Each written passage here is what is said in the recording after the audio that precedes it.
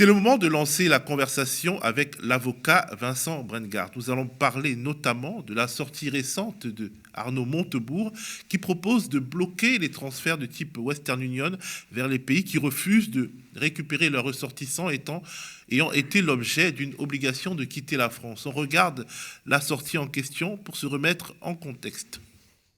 Alors, vu que la phrase est longue... Donc moi, ma position, c'est de dire, nous avons une immigration économique qui est insuffisante aujourd'hui, en fait, en vérité. Oui, mais là, la phrase, elle est trop longue, Arnaud. Oui, alors attendez, on va vous dire une chose après l'autre.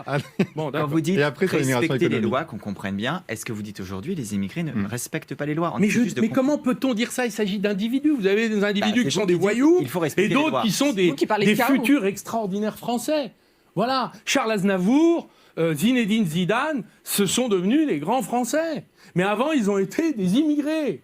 Donc, il n'y a pas les immigrés il y a des individus. Et d'ailleurs, j'ai un problème sur la politique d'immigration. Pourquoi on n'arrive pas à intégrer? Parce que vous avez aujourd'hui 100 000 mesures d'obligations pesant sur des personnes qui sont irréguliers, clandestins, qui doivent quitter le territoire, qu'on n'arrive pas à exécuter. Oui, et qui sont là. Et qui, d'ailleurs, souvent, sont des délinquants.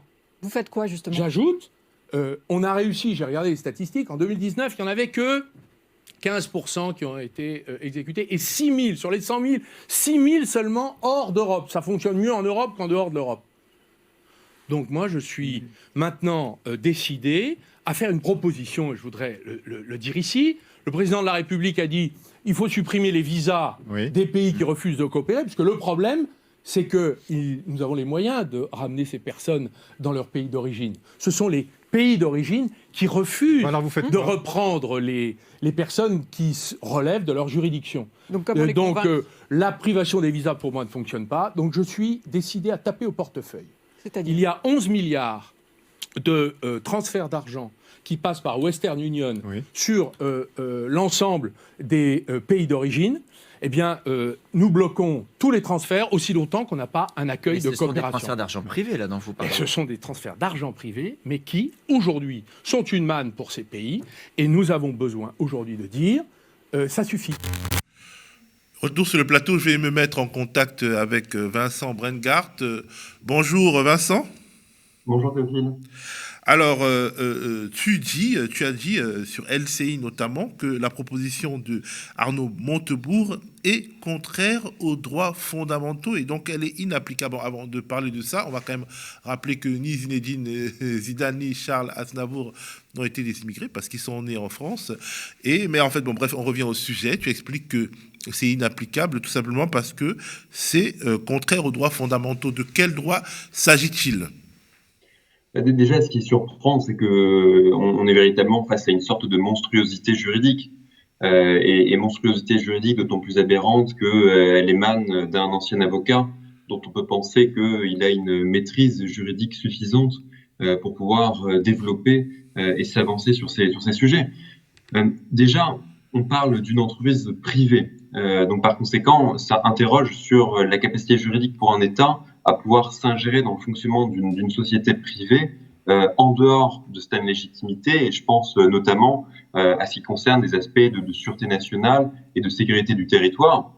Donc déjà, ça porte atteinte au fonctionnement même de cette société, à sa liberté d'entreprendre. Donc ça, c'est le premier point vis-à-vis de la société.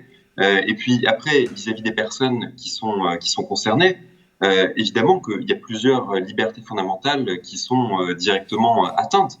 La première d'entre elles, c'est le droit de propriété, qui est un droit inviolable, qui est un droit sacré, qui est reconnu par la Déclaration des droits de l'homme et du citoyen, qui est aussi reconnu par un certain nombre d'engagements internationaux de la France. Et aucune raison ne justifierait qu'on porte atteinte au droit de propriété des personnes concernées, surtout au vu d'un motif aussi abstrait, parce que, encore faudrait-il même en plus qu'il y ait une démonstration entre le lien entre l'existence de ces capitaux et des présences irrégulières, aussi abstrait donc que le motif migratoire dans ces conditions.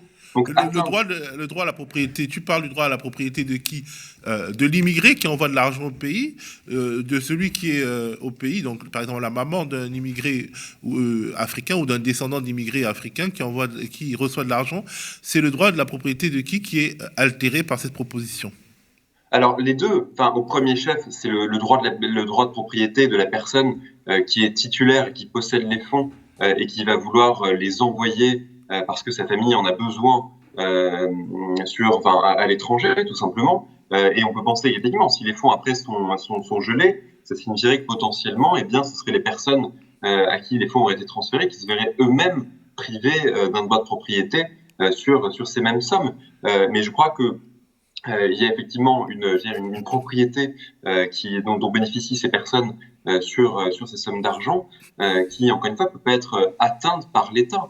Et si vous voulez, moi, ça me fait un peu penser à une vision un peu déformante qu'on a tendance à avoir aussi en raison de la multiplication des états d'exception depuis maintenant plusieurs années. Ça avait déjà commencé en 2015 avec l'état d'urgence antiterroriste, où on a finalement la sensation que systématiquement, l'État se veut capable et se donne les possibilités d'enfreindre chaque jour un peu plus les libertés fondamentales, de s'ingérer, et en plus sans le contrôle d'un juge judiciaire, sans le contrôle d'un juge parfois administratif, avant de prendre la mesure. Et là, à l'évidence, on est un peu face à cette mesure, c'est-à-dire mesure administrative qui porte atteinte à des libertés fondamentales. Je l'ai dit, donc liberté d'entreprendre, droit de propriété. Et puis, il y a d'autres libertés qui sont aussi en cause. Et d'ailleurs, je crois qu'il y a eu un rétropédalage de la part d'Arnaud Montebourg en disant que ce qu'il cherchait à viser, c'était moins les personnes que les États.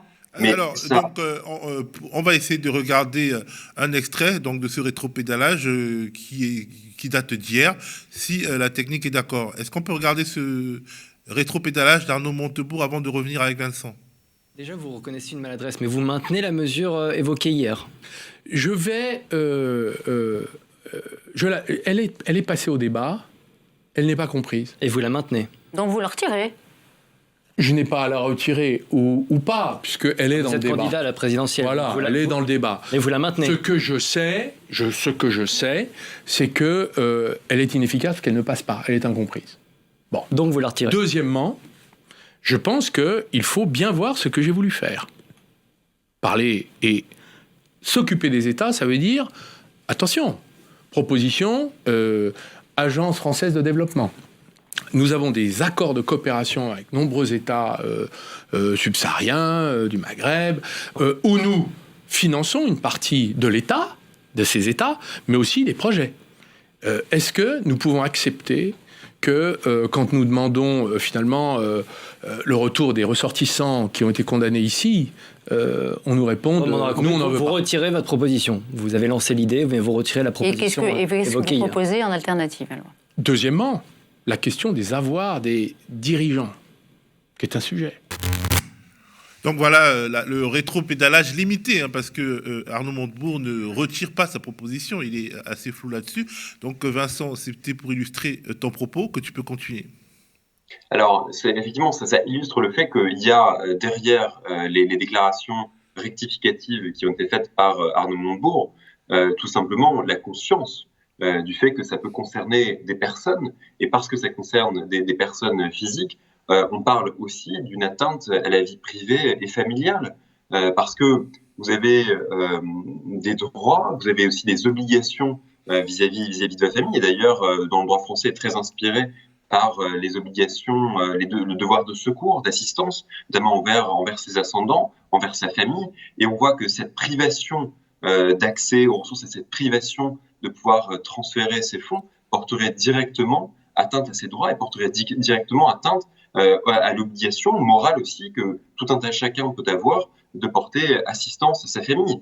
Et je dirais même plus par rapport à ce que j'ai pu entendre à l'instant des déclarations de M. Montebourg, c'est que finalement on est aussi face à une forme de rhétorique qu'on retrouve dans la bouche du gouvernement d'Emmanuel Macron sur le thème. C'est pas que nos mesures sont inexplicables, c'est que vous ne les comprenez pas. Mais sauf qu'en fait, on a parfaitement compris. Et précisément parce qu'on a parfaitement compris, on est en droit d'attendre des explications, non seulement d'un point de vue politique, mais aussi d'un point de vue plus juridique, où systématiquement, on a l'impression que dans une espèce de course populiste, eh bien, chacun se lance dans des déclarations, dans des promesses qu'on sait juridiquement intenables, mais qu'on pense séduisantes d'un point de vue électoral.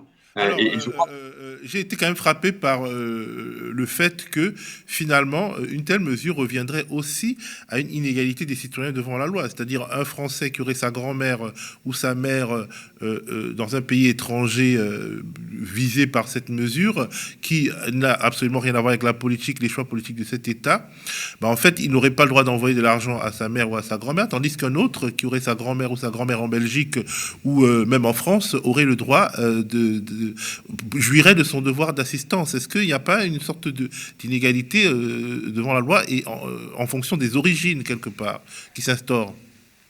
Si, en plus, effectivement, il y aurait une inégalité devant la loi, mais qui est aussi liée déjà à l'infaisabilité pratique d'une telle disposition. Parce que déjà, il faudrait délimiter et déterminer la liste des pays en question. Aujourd'hui, on sait que Western Union est privé de la possibilité de pouvoir exercer dans certains pays, mais c'est par exemple la Syrie ou la Corée du Nord, donc une liste pour le moins, pour le moins courte et pour lesquelles on peut comprendre les raisons d'empêcher des virements à la fois en Syrie ou en Corée du Nord. Donc déjà, il faudrait déterminer la liste des pays vers lesquels les transferts d'argent seraient interdits, donc ce qui déjà ne va pas de soi. Et puis il y aurait aussi un effet stigmatisant dans la liste qu'on établirait des pays en question. Et puis après, effectivement, il y aurait tout un choix à faire entre les citoyens, parce que ça reviendrait à créer des catégories de citoyens. Un citoyen français pourrait envoyer des fonds à l'étranger, alors qu'un citoyen étranger ne le pourrait pas, alors même qu'ils ont la même titularité et le même droit de propriété sur les sommes d'argent en cause. Et puis, quelle vérification? Ça veut dire que, par exemple, la personne qui sera en situation irrégulière sur le territoire, et qui est d'ailleurs précisément souvent en situation irrégulière, justement parce qu'elle est dans l'incapacité de trouver un travail et de pouvoir subvenir aux besoins de sa famille en restant sur le territoire qu'elle a quitté, on vient de le dire, vous n'avez pas la possibilité de secourir votre famille, alors que, par exemple, il peut y avoir des obligations vis-à-vis de ses enfants, peut-être la nécessité parfois de payer des frais médicaux. Et qu'est-ce qu'on répond à ça? On répond non, en fait, en raison de la lutte contre les flux migratoires, eh bien, on vous prive de la possibilité de pouvoir secourir votre famille. Je crois que non seulement c'est infaisable juridiquement, et que à nombreux égards, c'est presque indécent d'un point de vue moral. Et quand je dis presque, évidemment, c'est un euphémisme parce que ça l'est. Et rien ne vient justifier, non seulement d'un point de vue juridique, et encore moins, je le redis, d'un point de vue plus moral. Mais on a aussi affaire à une vision technocratique de la vie, parce que le fait même de faire cette proposition sans penser naturellement aux compatriotes et aux personnes qui vivent sur le territoire français que ça pourrait toucher, se réveiller en parlant des États, on a vraiment l'impression qu'une partie de la classe politique vit ailleurs, vit dans un monde où elle ne rencontre pas, où elle n'a pas d'amis, de proches qui envoient de l'argent à la grand-mère ou à la mère à l'étranger. On a vraiment l'impression que Arnaud Montebourg tombe de sa chaise quand il voit les effets de sa déclaration, ou alors c'est juste, selon toi, la tactique politique? Alors, ce qui est certain, c'est que déjà, ils ont l'air de vivre dans un monde où, pendant les déjeuners, pendant les dîners, dès le matin au réveil, on parle des flux migratoires et on parle de l'immigration comme si c'était aujourd'hui le sujet qui devrait s'imposer, qui devrait occuper nos bouches quotidiennement. Je crois qu'il y a d'autres préoccupations, notamment des préoccupations vitales, savoir subvenir encore une fois à ses besoins, des choses extrêmement concrètes. Après, ce qui illustre aussi ces déclarations, c'est que dans une espèce de spirale de toujours aller un peu plus loin, aussi parce qu'il y a une concurrence à la fois de l'extrême droite et de certains candidats encore non déclarés, ça pousse à pousser le curseur toujours un peu plus loin des propos qui sont tenus sur ces questions migratoires, parce que on sait que pour pouvoir concurrencer les autres candidats, eh bien, il faut trouver la nouvelle idée, il faut trouver le nouvel argument, il faut trouver la nouvelle promesse qui va pouvoir faire florès. Alors que, en fait, on avance ces idées et sans même réfléchir à leur mise en pratique concrète, et sans même réfléchir à tout simplement leur conformité avec non seulement les droits constitutionnels et le droit international. Et malheureusement, on a tendance à être un peu trop habitué depuis ces dernières années à des promesses qui sont, j'ai dit, non seulement critiquables d'un point de vue moral, mais qui en plus sont infaisables juridiquement. On se souvient par exemple sur les thématiques de lutte antiterroriste des propos de Laurent Wauquiez qui voulait créer un Guantanamo à la française. avec des restrictions considérables aux libertés uniquement sur la base d'un soupçon. On se souvient des différentes déclarations qui étaient faites par différents eurosceptiques sur les liens que nous devons avoir avec l'Europe. On se souvient des déclarations aussi de Marine Le Pen sur nos engagements vis-à-vis de la Cour européenne des droits de l'homme. Et donc, c'est comme si on était en train d'évoluer dans deux dimensions et dans deux mondes différents. Vous avez presque le monde politique qui vit d'engagement et qui vit presque de promesses. Et puis après, vous avez le monde pratique. Et ce monde pratique, quel est-il? C'est aussi un monde juridique où nous avons des engagements. Et le droit international, c'est pas simplement un détail. Le droit international, il a une supériorité par rapport au droit national et c'est reconnu dans la Constitution. Donc, qu'est-ce que ça signifie? Est-ce que ça signifie que, au prétexte de vouloir, par exemple, lutter contre les flux migratoires, on va devoir mettre à néant nos engagements internationaux et on va devoir réviser la Constitution? C'est ça que les déclarations impliquent. Oui, mais justement, je ne sais pas si tu as écouté le débat des candidats à la candidature LR. Ce type de question est revenu sur le devant de la scène et la question justement de changer la Constitution s'est posée également. Xavier Bertrand avait déjà il y a quelques mois évoqué la possibilité de changer la Constitution pour réduire l'impact de la présomption d'innocence. Et là, je pense que Michel Barnier a aussi évoqué la nécessité de changer la Constitution, de faire un référendum pour, avoir une sorte de lutte plus efficace contre l'immigration illégale. C'est ça qui est extrêmement surprenant, c'est que pour certains, et je le disais tout à l'heure par rapport à Arnaud Montebourg, qui est un ancien avocat, on peut penser quand même que, je dirais pas qu'ils ont jusqu'à une passion pour le droit, mais qu'au moins ils en maîtrisent les différents aspects. Donc c'est-à-dire qu'on a un devoir d'exigence et de rigueur à leur égard, qui est d'autant plus renforcé. Parce que quand ces personnes tiennent ces déclarations, elles ont forcément conscience que c'est contraire, qu'elles sont contraires à nos engagements internationaux, ce qui interroge encore plus sur leurs intentions. Et vous parliez tout à l'heure de monsieur Barnier, qui effectivement avait fait des déclarations aussi d'ailleurs qui concernaient les questions migratoires. Il avait notamment dit: nous ne pouvons pas faire tout cela sans avoir retrouvé notre souveraineté juridique, en étant menacé en permanence d'un arrêt ou d'une condamnation de la Cour de justice européenne ou de la Convention des droits de l'homme ou d'une interprétation de notre propre institution judiciaire. Ce qui veut dire qu'aujourd'hui, une des concrétisations et une des manifestations de ce populisme électoral, c'est la remise en cause du droit international et c'est la remise en cause de différentes institutions qui sont pourtant protectrices des droits de l'homme, dont la Cour européenne des droits de l'homme. Et à l'envers de la nécessité que nous devrions avoir de devoir repenser aussi ces systèmes de contrôle internationaux, et je pense notamment à la Cour européenne des droits de l'homme, parce qu'on a vu les limites du Conseil d'État, notamment dans le contrôle des mesures qui ont été prises en application de l'état d'urgence sanitaire. Donc je pense qu'il faut vraiment qu'on repense ce contrôle international. Bien, à l'envers de cette exigence, on propose au contraire de pouvoir contourner ces organisations, ces institutions, pour revenir à une forme de souveraineté juridique, mais qui confine en fait à l'aveuglement et à l'autisme. Alors, en plus, c'est une souveraineté des États, mais pas des citoyens, parce que en général, cette demande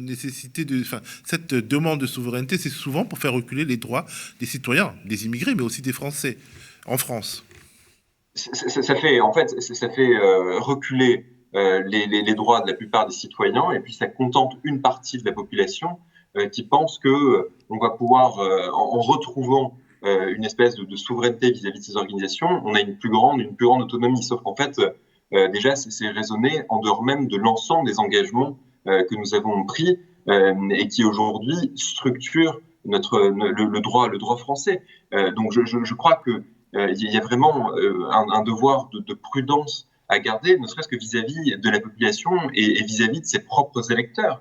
Cessons d'avoir des déclarations qui ne supportent pas, encore une fois, le raisonnement juridique. Alors justement, Arnaud Montebourg a été désavoué par un certain nombre de ses potentiels électeurs, puisque l'organisation Les Jeunes avec Montebourg, elle s'est sabordée sur la place publique, sur Twitter, après ses déclarations assez spéciales sur les Western Union qu'il faudrait bloquer.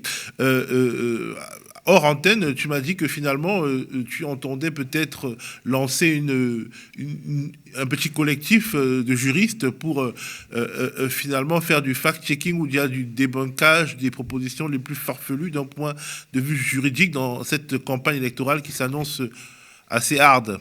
C'est quoi le projet ? Ben, je profite en tout cas de cette prise de parole aussi pour faire un appel à toutes les bonnes volontés, à tous ceux qui voudraient participer à ce mouvement. Mais je songe à la création d'une sorte d'observatoire le temps de la campagne présidentielle, observatoire un peu ad hoc, observatoire juridique, pour tout simplement vérifier si les promesses et certains engagements qui sont pris par les candidats à la présidentielle sont conformes ou non seulement au droit interne, au droit constitutionnel, et aussi à nos engagements internationaux, parce que je crois que le droit a vraiment toute sa place dans cette campagne électorale, parce que on voit que si on ne resitue pas le curseur du droit, on va être confronté à des déclarations et à des promesses de plus en plus farfelues. Et d'ailleurs, Éric Zemmour, qui était invité il y a quelques semaines sur un plateau télévisé, tenait des propos qui étaient comparables à ceux de M. Barnier, dans la mesure où lui aussi semblait remettre en cause le Conseil constitutionnel, semblait remettre en cause un certain nombre d'engagements, même s'il le faisait de façon encore plus générale que ça avait pu être le cas dans la bouche de M. Barnier. Donc, non seulement il y a une nécessité de pouvoir confirmer ou infirmer d'ailleurs souvent la faisabilité juridique des promesses qui sont tenues, et en plus je crois qu'il y a vraiment une nécessité pédagogique de pouvoir revenir sur ce qui fonde aussi aujourd'hui notre état de droit, parce que on voit que il a déjà été menacé, je le disais tout à l'heure, avec cette succession des états d'exception, et qu'il est à nouveau menacé à travers les annonces qui sont faites par les candidats. Et je le dis aussi en tant que citoyen, ça ne peut qu'aller en se dégradant. Parce que lorsqu'on voit qui sont aujourd'hui les candidats non déclarés ou les candidats déclarés, les courants politiques qui semblent dominants dans les sondages, on peut penser que dans cette course à l'échalote, chacun ira de la déclaration la plus frappante en matière de sécurité ou en matière migratoire. Donc c'est pour ça que j'ai songé à la création de cet observatoire qui serait donc qui existerait jusqu'à la fin de l'élection présidentielle, pour apporter des réponses techniques, juridiques, informer l'opinion sur des considérations qui sont uniquement, j'allais dire, objectives et tirées de l'application du droit. Merci beaucoup, Vincent Brengard. Tu es donc, je rappelle, l'auteur avec Jérôme Ourdeau de ce livre, de cet essai, Revendiquons le droit à la désobéissance. Tu es avocat au barreau de Paris. Merci de nous avoir éclairé sur des déclarations de plus en plus, hors la loi des hommes politiques en cette période préélectorale. Merci, Vincent. Merci.